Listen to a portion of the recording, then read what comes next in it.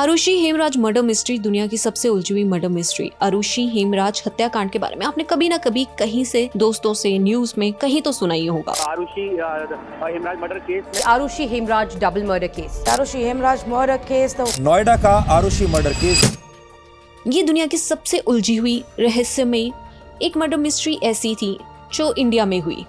आरुषि और हेमराज की हत्या की खबर आई थी तब सबसे बड़ा सवाल ये था कि आरुषि और हेमराज की हत्या किसने और क्यों की है। कमाल की बात तो यह है कि साल बीत गए, दर्जन पुलिस वाले, 2 CBI की टीम जांच करके चली भी गई, पर आज भी सवाल वही है कि आरुषि और हेमराज की हत्या किसने और क्यों की। इस केस में जितनी गहराई की जांच की जाए ना, उतनी नई कहानी निकलकर सामने आती रही और केस उलझता गया। सालों बाद भले ही सवाल वही है, मगर इन सवालों के जवाब तलाशने के दौरान कई ऐसे पहलू सामने आए जिनको कहीं ना कहीं वो सवाल आधे अधूरे ही मगर जवाब देते हैं। आखिर है क्या आरुषि हेमराज हत्याकांड की पूरी कहानी? चलो जानते हैं इस कहानी की छोटी से छोटी जानकारी इस वीडियो के राही।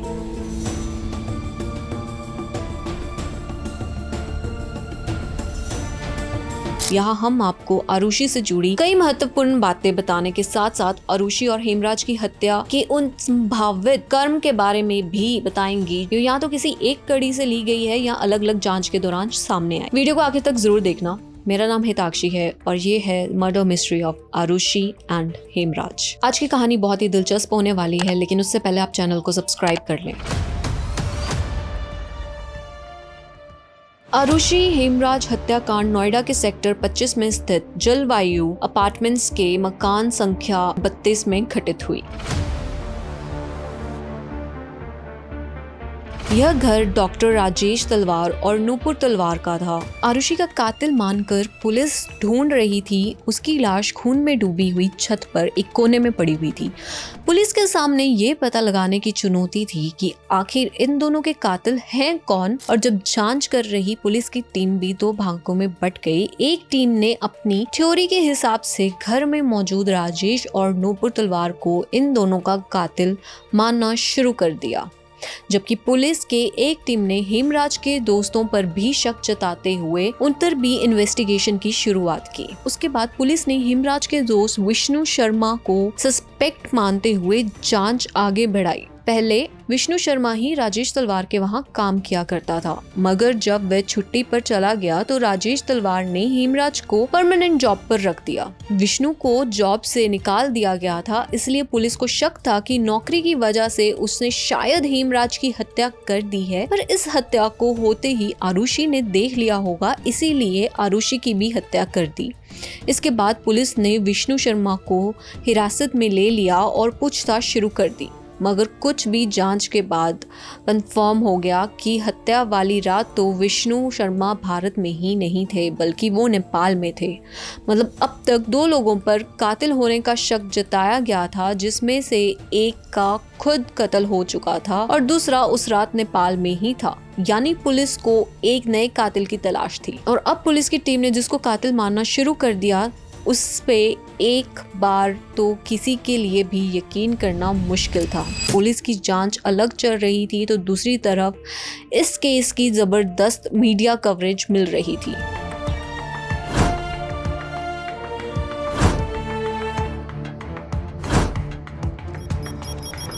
और दिन रात प्रिंट मीडिया से लेके इलेक्ट्रॉनिक मीडिया अब आरुषि की ही खबरें चला रही थी। खबरों के ही कुछ चैनल पे आरुषि के ही माता पिता पर शक जताते हुए बता रहे थे और वहीं पर पुलिस को भी नया सस्पेक्ट मिल गया। और पुलिस ने 23 मई 2008 को आरुषि के माता पिता राजेश और नूपुर तलवार को पहली बार पूछताछ के लिए पुलिस लाइन एरिया में बुलाया। यहाँ पर राजेश तलवार को लोकल मजिस्ट्रेट के पास लेकर जाया गया और वहाँ पे ही उनको गिरफ्तार करके जेल भेज दिया गया। इसके बाद पुलिस ने आरुषि हेमराज हत्याकांड के सिलसिले में पहली बार डिटेल प्रेस कॉन्फ्रेंस की। इंस्पेक्टर जनरल ऑफ पुलिस गुरु दर्शन सिंह ने 23 मई को दावा किया कि पूछताछ में खुलासा हुआ है कि राजेश तलवार का extra marital affair Anita Durani के साथ चल रहा था और इसी बात की जानकारी आरुषि के एक दोस्त अनमोल ने आरुषि को दी थी। इसी के बाद 15 मई 2008 की रात जब राजेश तलवार सोने चले गए आरुषि के कमरे में हेमराज गए। तभी राजेश तलवार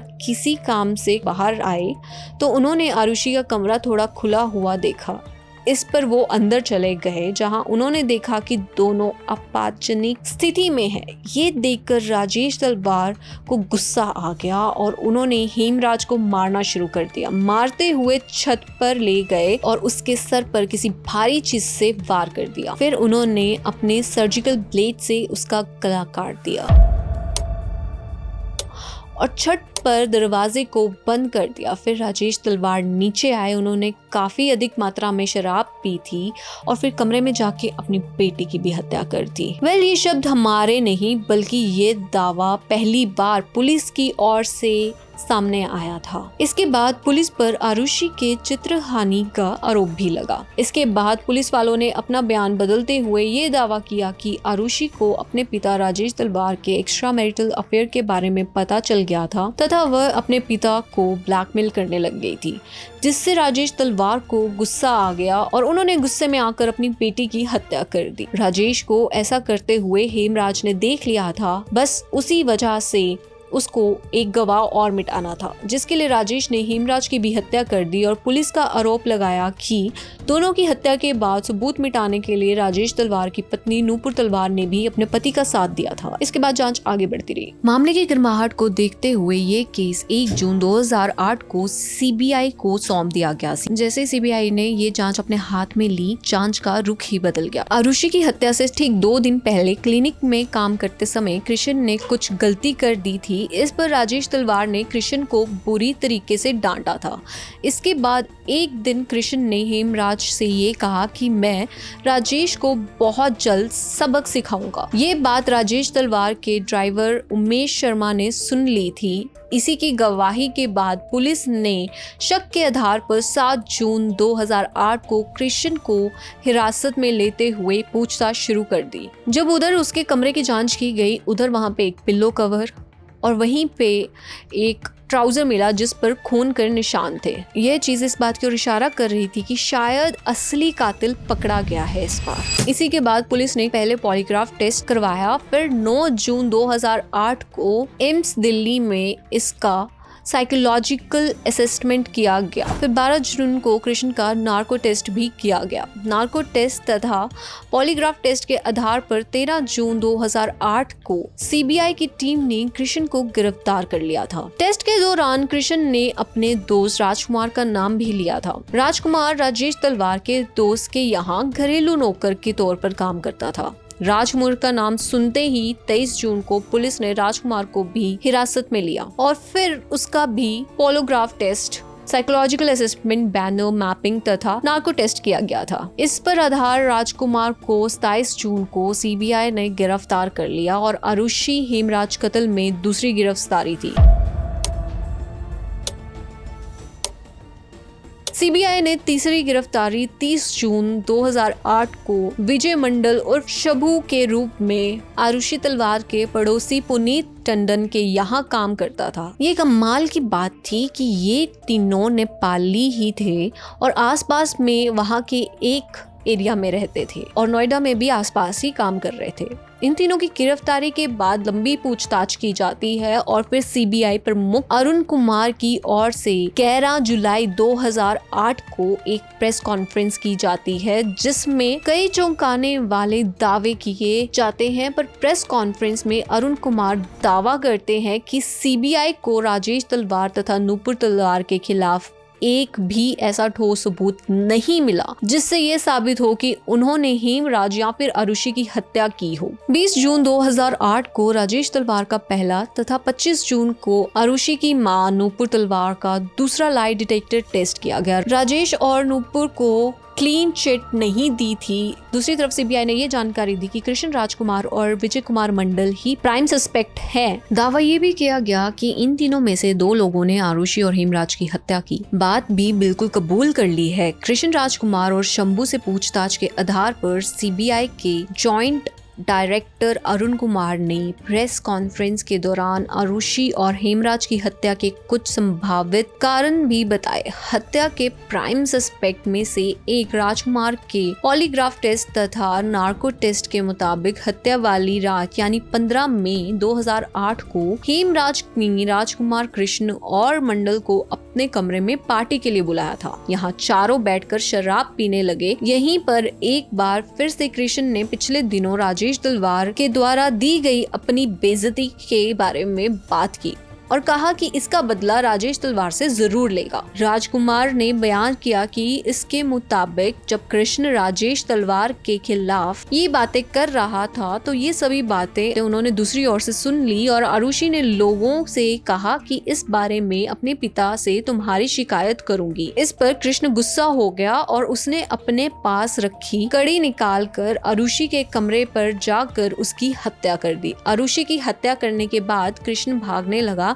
जिस पर हेमराज ने उसे पकड़ने की कोशिश की। इस पर दोनों खींचते हुए हेमराज को छत पर ले गए और फिर वहां हेमराज की हत्या कर दी और छत से लगे दरवाजे को बंद करके छत से ही भाग गए।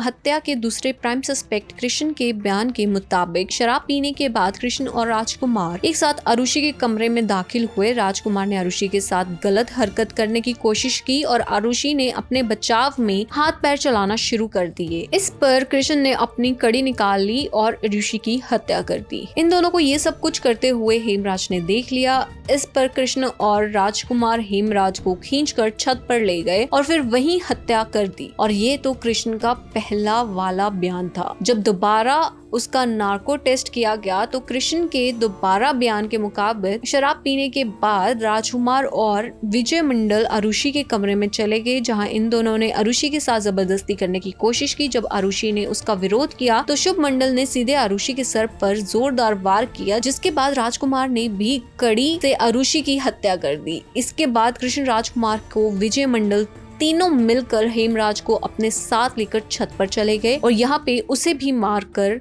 भाग गए। तीसरी बार जब उससे पूछताछ की गई तो उसके मुताबिक सबसे पहले राजकुमार आरुषि कमरे की तरफ बढ़ा और उसके पीछे पीछे कृष्ण और विजय मंडल भी गया। राजकुमार ने पहले आरुषि के साथ गलत हरकत करने की कोशिश की। जब आरुषि ने इसका विरोध किया तो कृष्ण ने अपने पास रखी हुई छुरी निकाली और आरुषि का गला काट दिया। कृष्ण को ये सब कुछ करते हेमराज ने देख लिया और वह कहने लगा कि इसके बारे में राजेश तलवार को सब कुछ बता दूंगा। इसके बाद हेमराज को लेकर तीनों छत पर चले गए और वहां उसको भी मार दिया। 12 जुलाई 2008 को राजेश को बेल मिल गई तथा उनके लगभग 50 दिन के बाद जेल से रिहा कर दिया गया। दूसरी तरफ राजकुमार, कृष्ण और विजय मंडल के खिलाफ जांच आगे बढ़ती गई। सीबीआई की टीम ने तीनों नौकरों को कातिल मानते हुए जांच को आगे बढ़ाया। जांच में कृष्ण के मकान मालिक ने ये गवाही दी कि वो 15 की रात को कृष्ण उन्हीं के घर पर था और रात में भी कई बार उन्होंने उसको घर में ही देखा। दूसरी तरफ हत्या के दूसरे प्राइम सस्पेक्ट विजय मंडल के मालिक ने भी पुलिस को ये गवाही दी कि उन्होंने भी विजय मंडल को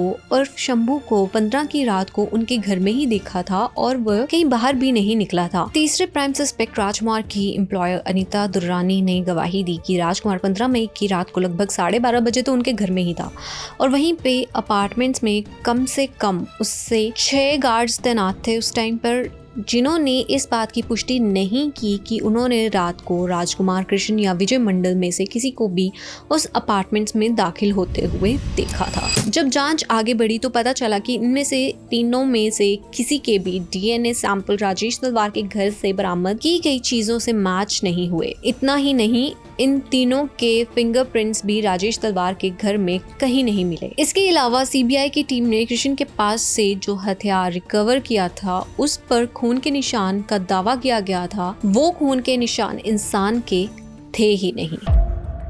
मामला जब और आगे बढ़ा तो दावा किया गया कि सीबीआई की टीम ने जोर जबरदस्ती करते हुए इन तीन नौकरों को आरुषि और हेमराज की हत्या करने वाली बात पर कबूल करने पर मजबूर किया था। नार्को टेस्ट में जो भी बातें कही थी, कथित तौर पर वो सभी कहानी पहले इन तीनों के दिमाग में बिठाई गई थी। अभी जान चल ही रही थी कि सितंबर 2008 में अब तक आरुषि हेमराज हत्याकांड की जांच कर रही सीबीआई टीम को हटाकर इस केस की जांच सीबीआई की नई टीम के हाथों में दे दी गई। सीबीआई की पुरानी टीम जिन तीनों को अब तक प्राइम सस्पेक्ट मानते हुए जांच कर रही थी, उन तीनों की सितंबर 2008 में सबूत की कमी होने की वजह से उन तीनों को रिहा कर दिया गया। जेल से छूटने के बाद इन्हीं में से एक प्राइम सस्पेक्ट विजय मंडल ने दावा किया कि सीबीआई ने ही उन्हें दिमागी और शारीरिक तौर पर काफी टॉर्चर किया था। सीबीआई की नई टीम ने फिर से नए तरीके से जांच करना शुरू कर दी। पूछताछ की शुरुआत में आरुषि की पोस्टमार्टम करने वाले डॉक्टरों की टीम ने पूछताछ के दौरान डॉक्टर सुनील दोहरा तथा डॉक्टर नरेश राज ने कुछ नया खुलासा किया। उन्होंने कहा कि आरुषि की पोस्टमार्टम के दौरान उन्होंने देखा कि आरुषि के हाइमेन क्षतिग्रस्त तथा ऐसा लग रहा था कि आरुषि के मरने के बाद उनके प्राइवेट पार्ट्स की काफी अच्छे से सफाई की गई है। दूसरी तरफ डॉक्टर नरेश राज ने सीबीआई के सामने गवाही दी कि हेमराज के प्राइवेट पार्ट्स इस बात का इशारा कर रहे हैं कि हेमराज यौन इंटरकोर्स में शामिल था। फिर अक्टूबर 2009 में क्राइम सीन को फिर से रिक्रिएट किया गया और सीबीआई की नई टीम ने दावा किया कि आरुषि के कमरे की जो हालत लोगों ने हत्या के बाद देखी थी, दरअसल वो बनाई गई थी, यानी हत्या करने के बाद चीजों को अपने हिसाब से सही किया गया और फिर लोगों को आरुषि की हत्या की खबर दी गई। जांच में ये खुलासा हुआ कि जिस समय आरुषि का पोस्टमार्टम हो रहा था, उसी समय आरुषि के पिता राजेश तलवार ने अपने एक रिश्तेदार को फोन किया जिसकी पहचान एक रिटायर्ड पुलिस अफसर से थी और पोस्टमार्टम कर रहे डॉक्टर के पास आया। कॉल ये दावा कर रहा था कि राजेश तलवार ने डॉक्टर के पास पोस्टमार्टम रिपोर्ट में कहीं भी आरुषि के रेप होने के बाद या फिर प्राइवेट पार्ट में सीमेन मिलने की जिक्र पोस्टमार्टम में ना करने के लिए करवाया था। सीबीआई की नई टीम ने आरुषि तलवार की सिर पर लगी चोट के एनालिसिस करते हुए ये अंदाजा लगाया कि ये चोट होना हो गोल्फ क्लब से लगी है, क्योंकि इंजरी का ट्रायंगुलर शेप था और एक जांच के दौरान पुलिस ने राजेश तलवार के घर में गोल्फ क्लब का पूरा सेट भी बरामद किया, जिसमें सीबीआई की ओर से दावा किया गया था कि गोल्फ क्लब नंबर 5 से आरुषि तथा हेमराज के सर पर वार किया गया था, जिनसे उनकी मौत हुई थी। हालांकि उस गोल्फ क्लब पर भी किसी ब्लड सैंपल मिलने या डीएनए का कोई भी नामो निशान नहीं था। कोई बायोलॉजिकल फ्लूइड भी बरामद किया जा सके। बाद में उन गोल्फ क्लब को कुछ विशेषज्ञों के पास भेजा गया। किसी भी टाइप के डीएनए या बायोलॉजिकल फ्लूइड की बरामदगी के लिए उन्होंने एक्सपर्ट्स को भेजा। वहां के विशेषज्ञों ने ये रिपोर्ट लिखी कि इन गोल्फ क्लब्स की हाल ही में अच्छे से सफाई की गई है, सबूत मिटाए गए हैं। इसके बाद सीबीआई ने अपनी जांच आगे बढ़ाई और 18 से 19 मई के बीच 2010 में एक बार फिर से राजेश तलवार को पूछताछ के लिए बुलाया गया। सभी पूछताछ तथा लंबी जांच के बाद सीबीआई टीम को कोई पुख्ता सबूत नहीं मिला। इसी के आधार पर 29 दिसंबर 2010 को सीबीआई की टीम ने कोर्ट में इस केस को बंद करने के लिए क्लोजर रिपोर्ट फाइल कर दी। अपनी क्लोजिंग रिपोर्ट में सीबीआई ने कहा कि इस बात के कोई सबूत नहीं मिले हैं कि हेमराज का कत्ल आरुषि के कमरे में हुआ था। हेमराज के ब्लड सैंपल भी कहीं भी आरुषि के कमरे में नहीं मिले। इसके अलावा राजेश या नूपुर के कपड़ों में भी हेमराज के सैंपल नहीं मिले। सीबीआई की टीम को हत्या में इस्तेमाल किए गए हथियार भी कहीं नहीं मिले। रिपोर्ट्स में कहा कि जैसा कट आरुषि और हेमराज के गले पर था, उसे देखते हुए लग रहा है कि किसी प्रोफेशनल ने सर्जिकल ब्लेड यूज किया हो, जो कि राजेश तलवार और नूपुर तलवार के ऐसे में संभावना जाती गई। क्या पता उन दोनों ने मिलकर ही इन दोनों का गला सर्जिकल ब्लेड से काट दिया हो। नूपुर और राजेश की सबसे बड़ी बेगुनाही की वजह ये भी रही कि किचन में जो शराब की बोतल थी, उस पर जो फिंगरप्रिंट्स थे, वो खून के निशान उस बोतल पर ना तो पहले 3 प्राइम सस्पेक्ट से मैच हुए और ना ही राजेश और नूपुर के सैंपल से मैच हुआ। इसके अलावा हत्या के क्लियर मोटिव का भी पता नहीं चल पाया। इन सब के आधार पर सीबीआई ने कोर्ट से केस को बंद करने की अपील की। केस बंद करने की बात तो ठीक थी, मगर क्लोजिंग रिपोर्ट में राजेश तलवार पर जो उंगली उठाई गई थी, उस पर राजेश तलवार खुश नहीं थे और वे खुद पर की गई सीबीआई की टिप्पणी के खिलाफ कोर्ट पहुंच गए। राजेश तलवार को ये कदम कुछ हद तक उनके लिए आत्मघाती साबित हुआ, क्योंकि वो कोर्ट में बेगुनाह साबित होने गए थे, मगर वहां वे उल्टा फंस गए। कोर्ट में चार्जशीट बदलकर राजेश और नूपुर तलवार पर ही मामला दर्ज करते हुए एक बार फिर से केस की जांच शुरू हुई और कोर्ट में क्लोजर रिपोर्ट को चार्जशीट में बदलकर राजेश और नूपुर तलवार पर ही मामला दर्ज करते हुए फिर से जांच का आदेश दे दिया गया। कोर्ट का मानना था कि राजेश और नूपुर तलवार पर मामला दर्ज करने के लिए पर्याप्त सबूत हैं। अब इस नई जांच के बाद सीबीआई ने एडिशनल आरुषि हेमराज हत्या की नई थ्योरी पेश की। सीबीआई के मुताबिक 15 से 16 मई की रात राजेश तलवार जब अपने कमरे में सो रहे थे तो उनको आवाज सुनाई दी। आवाज सुनकर वो अपने कमरे से बाहर गए और हेमराज के कमरे की तरफ गए। वहां उन्होंने देखा कि कमरे में कोई भी नहीं है तो ध्यान दिया तो उन्हें एहसास हुआ कि आवाज तो आरुषि के कमरे से आ रही है। उन्होंने हेमराज के कमरे में रखे गोल स्टिक को अपने हाथ में लिया और दौड़ते हुए आरुषि के कमरे में पहुंचे। उन्होंने देखा आरुषि और हेमराज एक साथ बिस्तर पर हैं। सीबीआई ने इसी ऑब्जेक्शनेबल पोजीशन के तौर पर डिस्क्राइब किया है कि हेमराज और आरुषि को इस हालात में देखकर राजेश तलवार बहुत ज्यादा गुस्से में आ गए और उन्होंने पूरी ताकत से गोल्फ स्टिक हेमराज के सर पर दे मारा। पहली बार लगते ही हेमराज लड़खड़ा गया और अगले ही पल जब राजेश तलवार ने दूसरी बार गोल्फ स्टिक से वार किया तब तक हेमराज वहां से नीचे गिर गया और वो स्टिक गलती से आरुषि के सिर पर जा लगी। क्योंकि दोनों के सिर पे काफी तेजी से वार किया गया था, उन्होंने देखा कि आरुषि और हेमराज मर गए हैं। यहाँ पर नूपुर तलवार के पास कोई ऑप्शन ही नहीं था, इसीलिए उन्होंने अपने पति के साथ मिलकर पहले हेमराज के शव को एक चादर में लपेटा और ऊपर जाकर छत पर रख दिया। यहीं पर हेमराज के गले को सर्जिकल ब्लेड से काट दिया गया और छत के दरवाजे को लॉक कर दिया गया। इसके बाद फिर जब वो नीचे आए वहां उन्होंने आरुषि के गले को भी काट दिया और फिर कठिन तौर पर आरुषि की मां नूपुर ने आरुषि के प्राइवेट पार्ट्स को अच्छे से साफ किया। वहां से उसके कपड़े ठीक किए और फिर राजेश ने आरुषि के गले को भी काट दिया ताकि इसको हत्या का रूप दिया जा सके। इसके बाद राजेश और नूपुर ने मिलकर खून के निशान वहां से मिटाने शुरू कर दिए, साथ ही हत्या का इस्तेमाल किया गोल्फ स्टिक को भी छुपाया और सभी संभावित सबूत को वहां से हटा दिया गया। इसके बाद फिर जब राजेश तलवार ने अपने कमरे से बाहर निकल कर आए और घर में दाखिल होने वाले दरवाजे को बाहर से लॉक कर दिया और वहां से हेमराज के कमरे से आते हुए घर के अंदर चले गए ताकि सुबह बताया जा सके कि किसी ने बाहर से दरवाजा लॉक कर दिया है। उसके बाद राजेश तलवार ने घर में रखी स्कॉच विस्की पी और सुबह होने का इंतजार करने लगे। फिर सुबह हुई, घर में मेड आई और यहीं पर सब कुछ प्लान मुताबिक आगे बढ़ा। ये स्टेटमेंट्स और सबूत कोर्ट ने मानते हुए 25 नवंबर 2013 को राजेश और नूपुर तलवार को आरुषि तथा हेमराज की हत्या का दोषी करार कर दिया। इसके अलावा इन दोनों को सबूत से छेड़छाड़ करने, जांच गलत दिशा में ले जाने तथा गलत फर्जी रिपोर्ट दर्ज कराने का भी दोषी बयान किया गया। 26 नवंबर 2013 को आरुषि और हेमराज की हत्या के जुर्म में राजेश तलवार और उनकी पत्नी नूपुर तलवार को कोर्ट की ओर से उम्र कैद की सजा सुनाई गई। उम्र कैद की सजा बिल्कुल नेहा, जो आरुषि हेमराज मर्डर केस में राजेश तलवार और नूपुर तलवार दोनों को उम्र कैद की सजा सुनाई गई है। कुछ महीने जेल में गुजारने के बाद जनवरी 2014 में राजेश और नूपुर तलवार ने निचली अदालत से फैसले के खिलाफ इलाहाबाद हाई कोर्ट में अपील कर दी। इलाहाबाद हाई कोर्ट ने निचली अदालत के फैसले को पलटते हुए राजेश और नूपुर तलवार को आरुषि और हेमराज के हत्या आरोप से मुक्त करते हुए जेल से रिहा कर दिया।